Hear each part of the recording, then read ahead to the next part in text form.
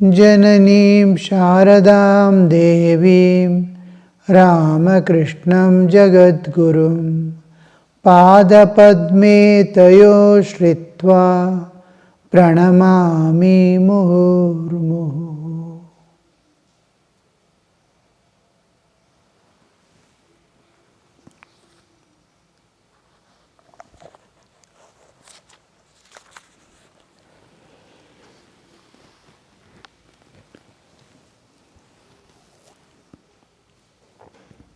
Listen. I pray to the Divine Mother for pure love. I said to her, here is thy righteousness, here is thy unrighteousness, here is dharma, here is adharma. Take them both and give me pure love for thee. Here is their purity, and here is their impurity. Take them both. Give me pure love for thee. Mother, here is thy virtue, and here is thy vice. Take them both and give me pure love for thee.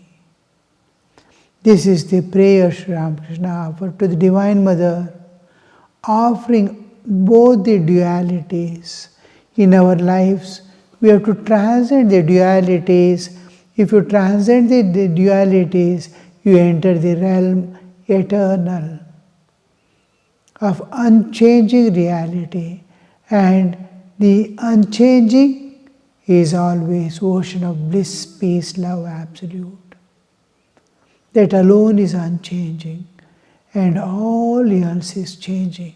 The whole universe is a constantly changing flux, and the whole absolute in which the universes appear and disappear are unchanging, eternal existence. They are beyond time and space. Time and space appear in it as universe and disappear. It is timeless, spaceless existence, the infinite, eternal. So, when we are holding on to anything, good or bad, in this world, we will be bound to the world. Some people may be holding on to virtue, some people may be holding on to vices and spending their life. Virtuous man and a person who is following vices, are they equal? No, but the experience is same. One is same, the product of sin, one is experiencing product of virtue or merit, one person is experiencing, same mind is experiencing. Sukha and dukkha is experienced by the same mind. So, when you transcend mind, mind is one of the covers. Now, as if you have covered yourself nicely with woolen blankets and this and that, and it is extremely cold outside. You are feeling, you are not at all worried because you have covered yourself with all this, and external cold is touching the outermost cover of your bodily existence. Similarly, the virtue and sin are affecting the body and mind, not you inside. So, if you reject this, perceptions of the mind is rejection is possible as you withdraw behind. If you have withdrawn from the bodily existence, virtue and vices are same. It doesn't matter. And if their results, joy and sorrows are same because it affects body and mind alone. You are withdrawn. And the good and bad, right and wrong, its effects do not affect you. When you extend yourself back to the bodily existence, all this intensely catch you. Because it can catch only bodily existence. Sukha dukkha can be is of bodily existence. Hunger and thirst belong to the mind and senses. Beyond is the self. It is not affected by these things. Their ignorance, the Jivatman level, ignorance and enlightenment. Two opposites. Bodily existence, pain and pleasure. Suppose you, because that's why we don't experience any sukha dukkha. When we sleep, we are dissociated from the body, we don't experience. Anesthesia, when they give, they cut open your body.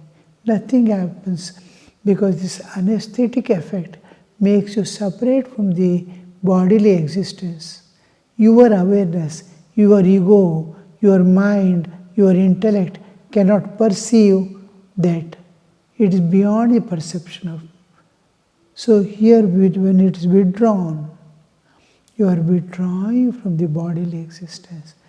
Then if you are not to go back to the bodily existence because of you are entered into samadhi sthiti, no more identity with body, then sukha dukkha are same.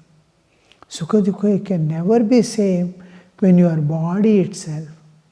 Sukha dukkha are same when you are identifying with the self independent of body. So Sri Ramakrishna is telling, Mother, take both. Both belongs to mind and senses. Oh, he is giving both. Take the virtue and vice, everything. Give me papa punya you take and give me pure love at your feet. But the state we have to achieve in our life and practice as much as possible in day-to-day life. What is the spontaneous actions and feelings of an enlightened soul is the practice for us. We have to practice what for them is the Siddha Prajna Lakshanas. Gunatreya, who has transcended the Gunatreya Atita. All these are exercises for us to practice their qualities.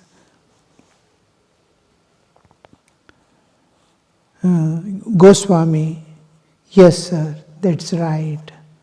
Means offering both, good and bad. Master, you should undoubtedly bow before all views. But there is a thing called unswearing devotion to one ideal. Sri Ramakrishna is referring, so many ideals are there. All are valid, all are to be bowed down, but your whole attention, dedication, devotion must be to one ideal.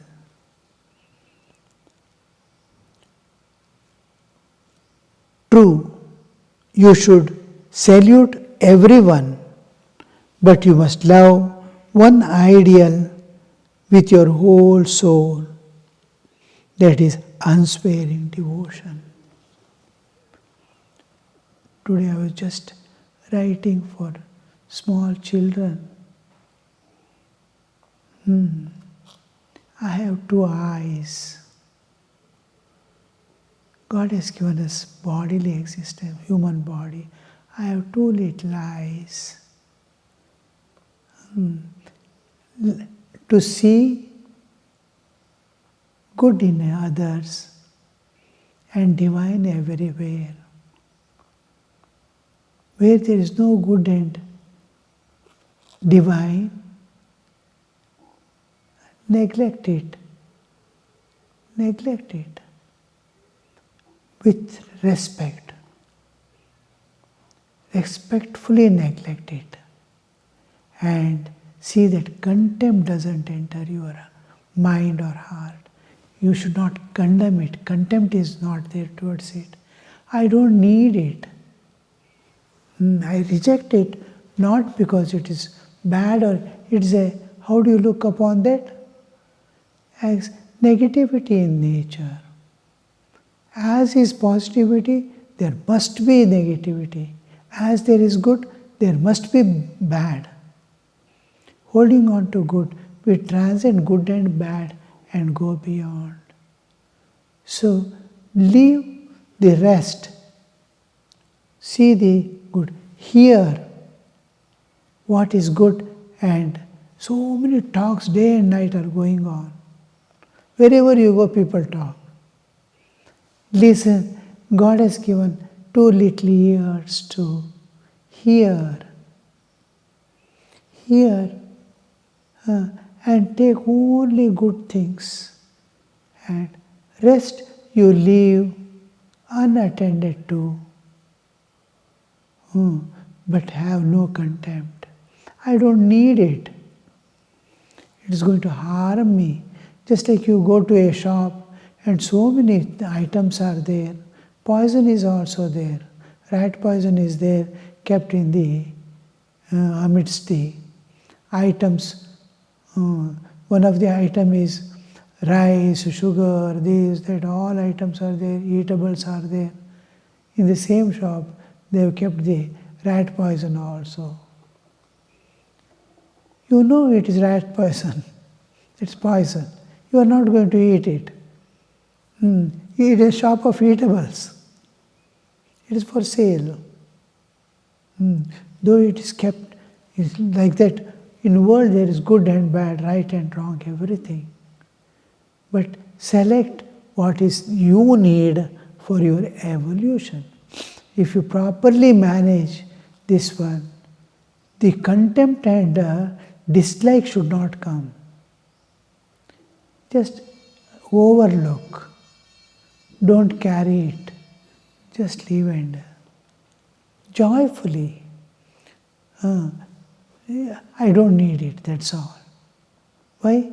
It is going to obstruct my path, or it is going to obstruct my health, bodily existence, like that.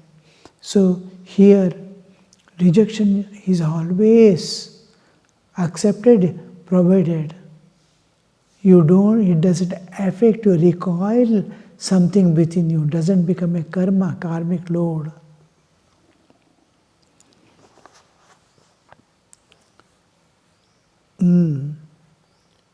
Master, you should undoubtedly bow before all views, but there is a thing called unsparing devotion to one ideal. Another example Sri Ramakrishna says is, in a house, so many people are there living together, but you will have an intimate relationship with one. Your own husband and wife, suppose they are there. The wife is serving everyone. The parents, grandparents, this, that and all. What relationship she has, and dependence, love, care, sacrifice for her husband, and he is not there with anyone. But same love she is pouring, same care and concern she is showing to all. All the responsibility and duties are done. Bow down to everything, but have devotion to your own ideal.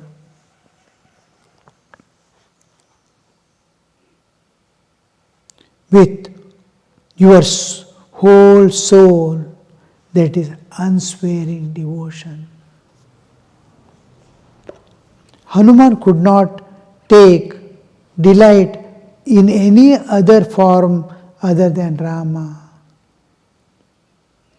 The gopis had such a single-minded love for cowherd Krishna of Vrindavan that they did not care to see turbaned Krishna of Dwarka.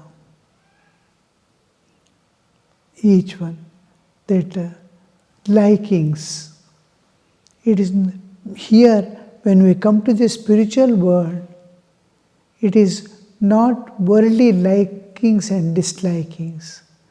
In world, when we say like and dislike, it is sense perception. My senses like. I like to see good, beautiful things. I like to smell good, fine smells. I want to hear beautiful songs. These are all pertaining to senses. Likes and dislikes are of the senses.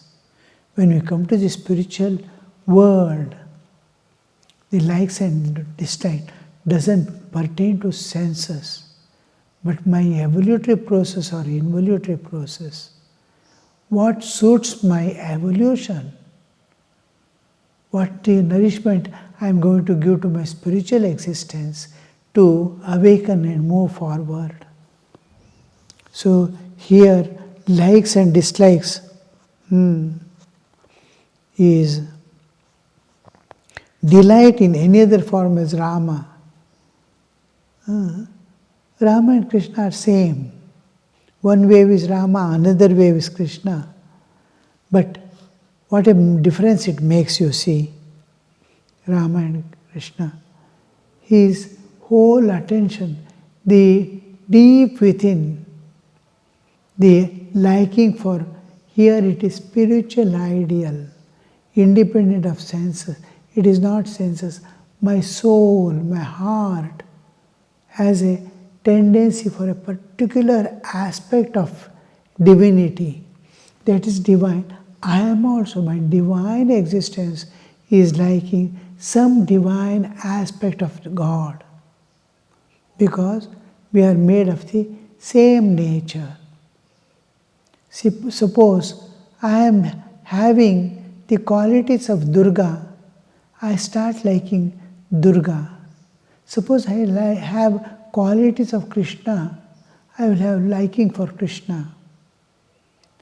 Because the same nature, birds of the same feather, flock together. So these two likings. So here we see slowly the awarenesses change.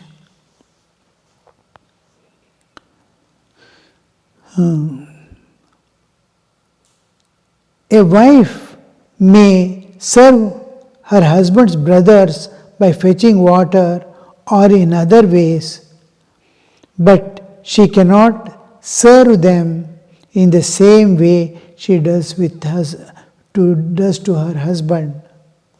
With him, she has a special relationship. Same love she is sharing. Now mother is there, children are there. One is very intelligent, one is very dull. One is going on the righteous path, another is not going on the righteous path. So many differences between. But our love and concern is same for all, perhaps more for the weaker section. So this aspect of service, that is holding on to the ideal. Ram, whose house they have entered, treated the master to sweets. Sri Ramakrishna was ready to start for Dakshineswara. The story is continuing. Each place, because they cannot come, Sri Ramakrishna is to go there. And another thing is, he comes even with one or two family members. All are not able to come.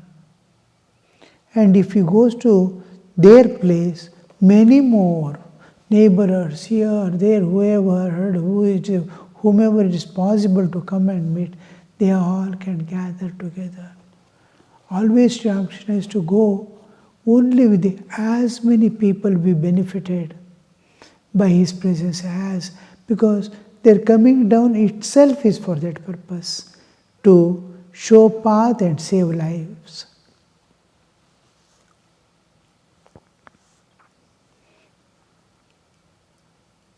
Sri Ramakrishna was ready to start for Dakshineswara.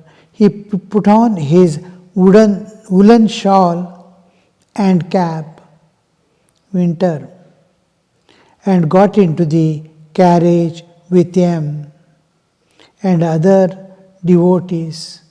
Ram and his friends saluted the master. Parting. When a saint comes home, the atmosphere he creates, the things he gives, perhaps the life's treasure which is going to take him beyond lives to come. So that when they part, it will be little painful. When Tulsidas tells in the Ramcharitmanas, both these good people and bad people both give same amount of pain and suffering.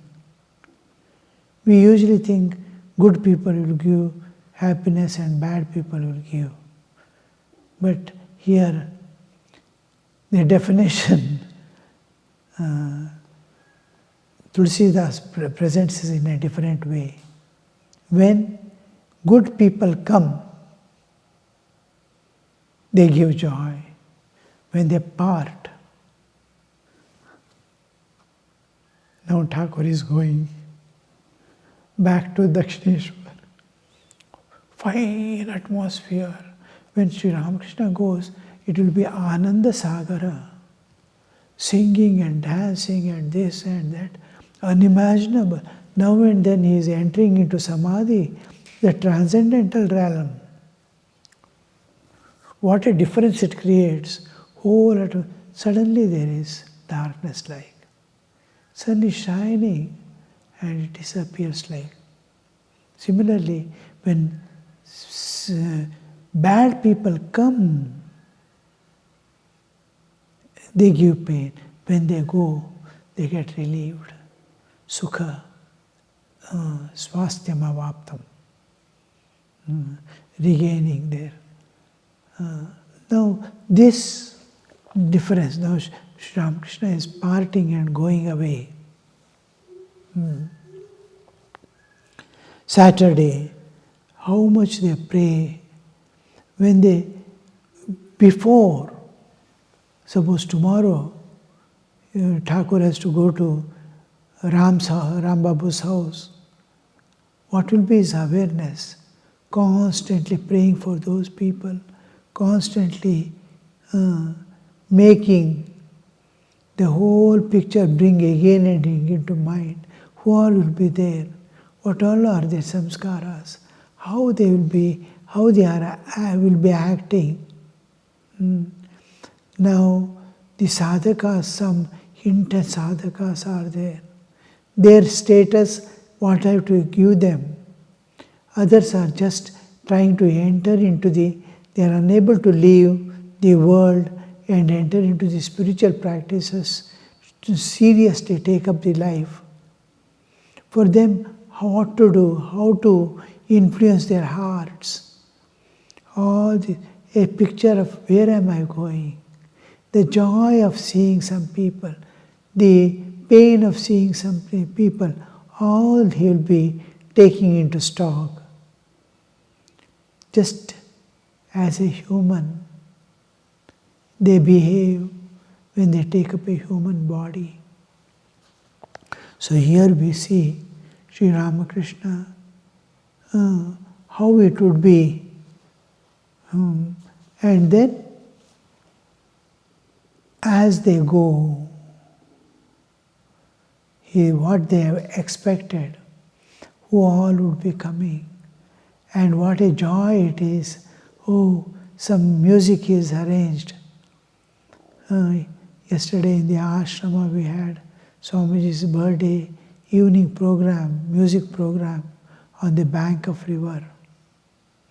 It was a marvelous thing. The whole nature with flowing water in the river, the forest area, and music going on smoothly and beautifully. Now and then groups of birds fly over.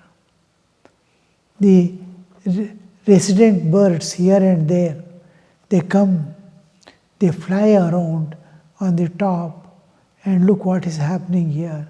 Because music is going on, sound is coming. And they go round and watch and see and go back to their nests or place to stay. It was evening. Slowly the darkness engulfing, twilight. All birds are returning to their nests, just around, peeping through and going back. Oh, what a beautiful thing. Nature as it is. And we could enjoy this Ramakrishna when he comes to somebody's house. What could be that atmosphere? How he will be enjoying before coming itself. I am going there, I am going to meet these people, I am going to meet these people. These are so much devoted to the particular path in which they are going. Their Ishtadevata.